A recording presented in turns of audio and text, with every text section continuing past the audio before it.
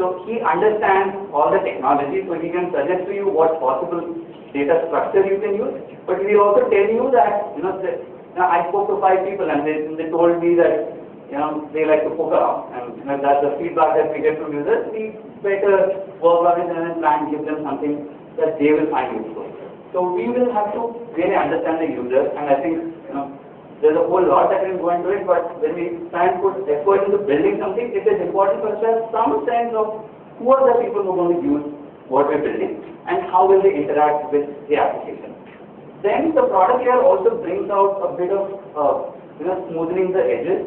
By that I mean that a simple error message, now the platform breaks, maybe the application will not be working all the time, so there will be issues. Now how can you smoothen those edges so that any experience that the user has with the application he will not find it very jerky. So he will still like to interact with the application. So for that the edges have to be smooth. And there is a very big messaging and communication angle, and I think Nitin mentioned about the copy and what works, what doesn't work, and how creative one can get. So there, talking in a language that the user understands, and not really an update, for example, is just not an update. So maybe there are 2 different versions of how can you put together an update, and what kind of updates do people need. So if I get an update from the application, that probably carries a different kind of language, and if I get an update from my friend, that can carry another kind of language. So that's the creative, the copy part, and talking to the user in a way that he will understand.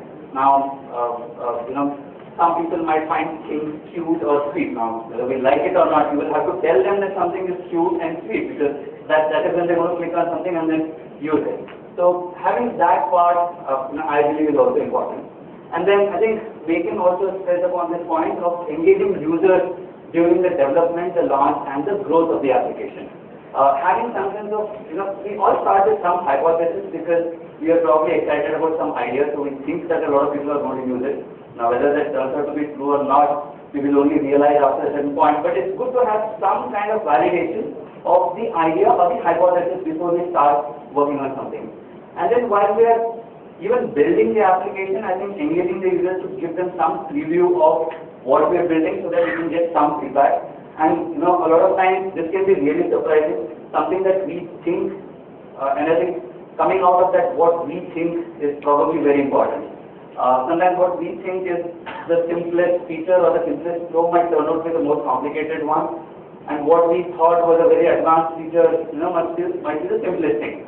And then, in fact, a lot of times the product ideas themselves can come from the user. So they would say, can you add this feature? Can you add a new section and then provide all this information? So a lot of the times the new product ideas or the enhancements can come from the users themselves. And you will always have to be in touch with users even when the app is growing, because they have engaged with the app from the beginning, or even when you acquire the newer users. It's important that we are connected with them all the time. This is a slightly basic graph, but I'm using this graph just to illustrate that the top app, the one that you see on the left, really has the highest number of users. Now this is a chart by the user activity. The point that I'm trying to make is very few of the apps have the highest number of users, and there's a really long tail of apps which have very limited number of users or have very, who I think is not here. So anyone from Game Student? Is he? Yeah, please come on.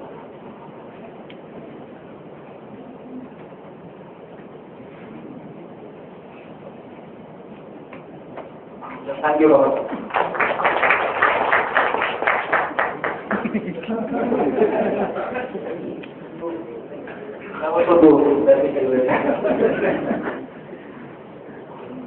Next, I would like to call Vishu, who has flown all the way from US.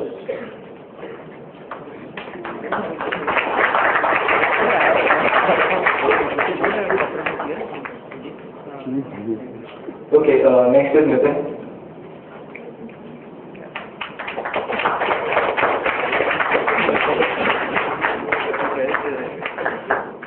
Chandra.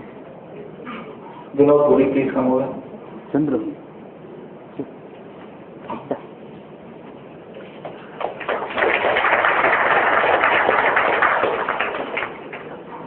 Nikhil.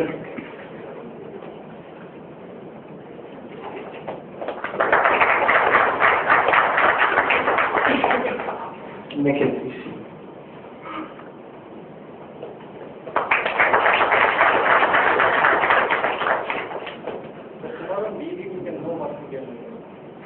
Okay, so it's a book.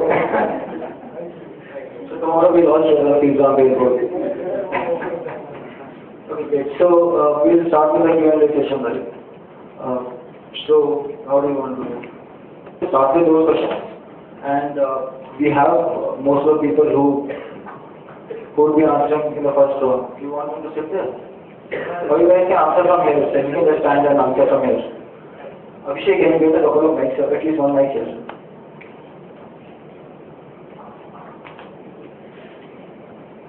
Abhishek, you also have those list of questions?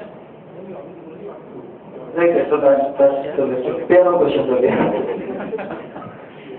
In the meantime, if anyone can have any question, you can just get started. Hello. Okay. I spoke about some 10 points, right? What the baby boomers think was mentioned. It's really fun stuff. So let me just take a few minutes and read it out.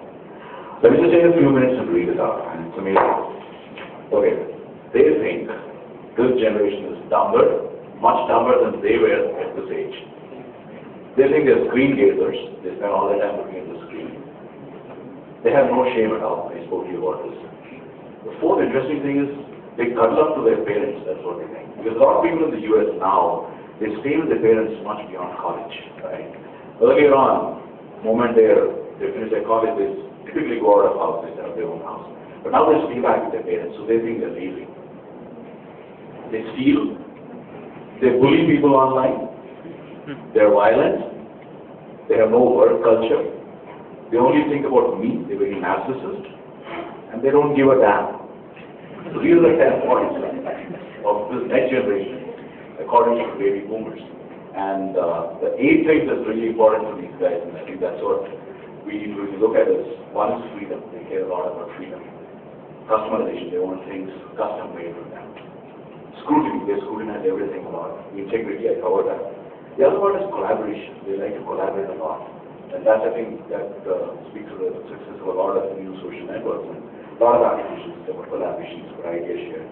Entertainment is big. Speed is another one. They want things really fast. I don't know if anyone of you saw the video that, again, getting Google again here, Google Wave. And he was explaining the whole thing. In Skype, when you're chatting, you see the pencil go around. You wait for it. Come on, when will I feel that? Things like that. They won't think people want things fast. The last part is innovation. They really like to be part of innovative stuff. Things that look cool, that look really different. So these are the 8 things that these folks really care about, and which I think plays a really important role for us, because at the end of the day, we're trying to reach out to them. Thanks. So I'll read out the questions. I will also ask the person who has written this question to just stand up and kind of explain it if need be. The first one is, can I get a feed of my own status updates to post to other services like Twitter? Do we have the person who put this question here?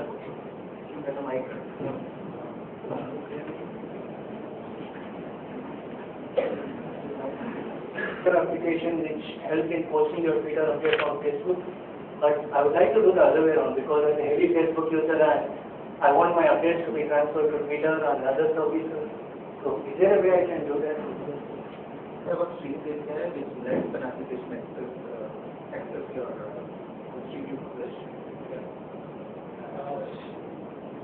They could potentially do that. Right. I can answer that. So when you add a book on the Facebook app or maybe if you have linked your Twitter account, we do send out a tweet that Mekan is reading this on Twitter. Pushing it to other services. Yes. So in short, I think the point is that both of them have open APIs. So just like the Twitter app on Facebook can call the Facebook API and post a status message, similarly the Facebook app, right, can call the Twitter API and post a tweet on Twitter. Okay, and I had one more question.